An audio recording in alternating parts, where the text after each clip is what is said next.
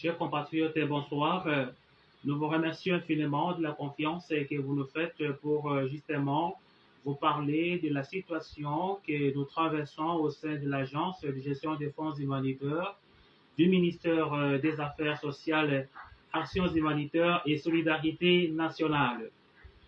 D'après la vision du chef de l'État, son Excellence Monsieur le Président de la République, Félix Antoine Tshisekedi Tshilombo, dans son discours de programme de deuxième quinquennat, lors de son investiture au niveau du stade de Massure, ce dernier avait affirmé que d'ici 2028, il va créer 4,6 millions d'emplois pour lutter contre le chômage endémique de la jeunesse.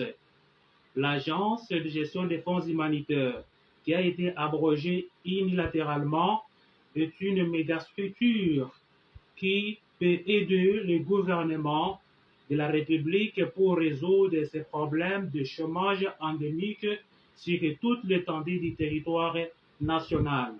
C'est la raison pour laquelle nous insistons auprès du gouvernement pour qu'il puisse se pencher à notre situation pour la réhabiliter et puis donner aux compatriotes congolais des emplois. Il y a une affaire de 350 agents de l'agence qui sont délaissés, qui sont abandonnés et leurs primes ont été bloquées depuis avril 2022.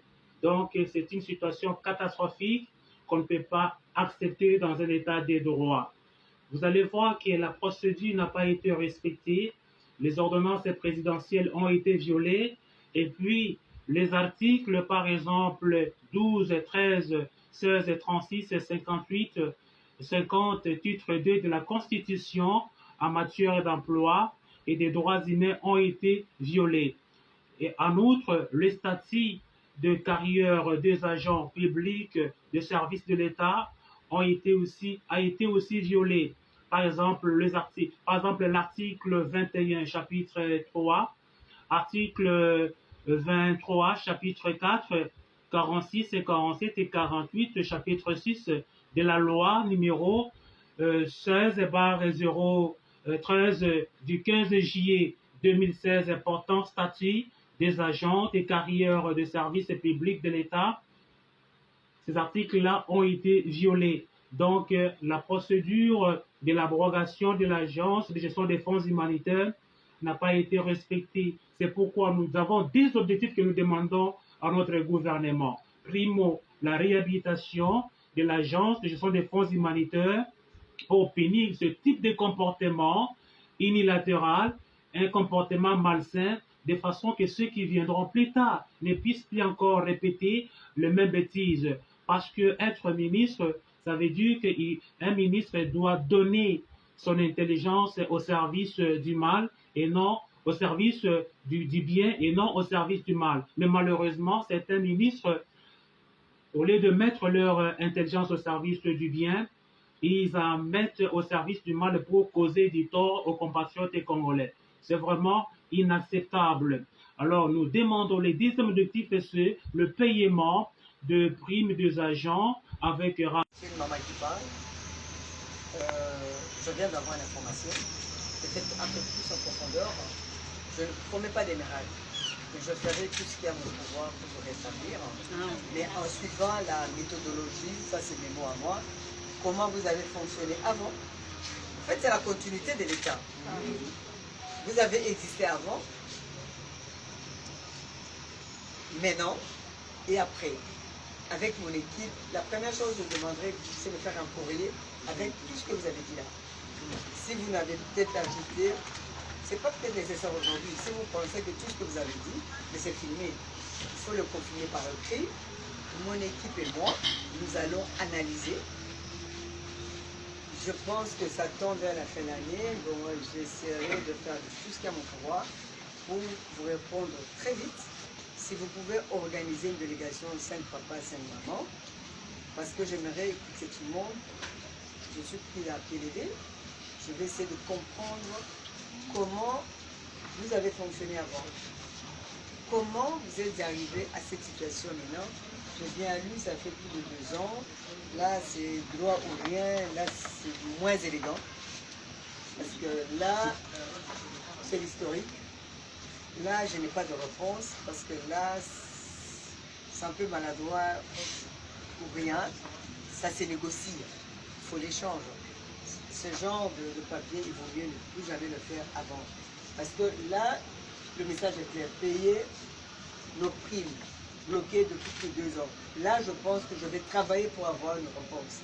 Mais là, je ne m'engage pas. Là, on n'intimide pas l'État, on négocie. Ce sont des langages comme ça, je le dis à chaud. Ce sont des choses que quand on n'a pas l'information, vous êtes déclassé. Là, il y a l'information pour moi. Depuis 2 ans, mon payé, la maman a bien parlé, il y a eu des répercussions par manque de travail, le décès, ça engendré. Je suis le maire, je m'occupe des veuves et des orphelins, on n'est pas là pour ça. Là, il y a un message qui m'interpelle. Je dois comprendre pourquoi vous êtes arrivé à ça. Lui, il a donné l'historique avec les mots justes, bien que bon, c'est pas ça, mais dans les deux, j'ai compris. Mais là, je n'ai pas sa place. Et là, j'ai l'information. 2 ans impayés, prime, ça me donne une idée de commencer déjà à réfléchir. Ça fait 2 ans. Pourquoi vous êtes arrivé à ça? Je ne suis pas là pour juger mes prédécesseurs. C'est la continuité de l'État. Je vais essayer d'améliorer la situation selon ma méthodologie et ce que je veux avoir comme renseignement et information. Là, nous allons travailler. Je vais essayer qu'on essaie de travailler ça très vite. Où va Kilimani? Ok, à ton avis, il faut être conséquent. Tu as tout entendu, ça peut nous prendre combien de temps? Comme on entre dans une nouvelle année budgétaire, il faudrait que nous puissions réellement, que les budgets puissent commencer pour que nous puissions bien apprécier. Je ne pense pas. Vous avez entendu, vous avez de la réponse. Qu'est-ce que vous pouvez... C'est un travail d'équipe, hein? Ils sont là pour ça. Hein? Qu'est-ce que tu penses? Parce que, bon, il y a 2 ans, c'est vrai, restons humains. Je ne sais pas, je n'ai pas de mots. Qu'est-ce que vous pensez? Là, on prend un chaud, ils doivent partir avec un message que quand ils vont revenir, c'est la continuité de l'État, que nous puissions voir, mon équipe et moi, voir comment nous pouvons trouver une solution.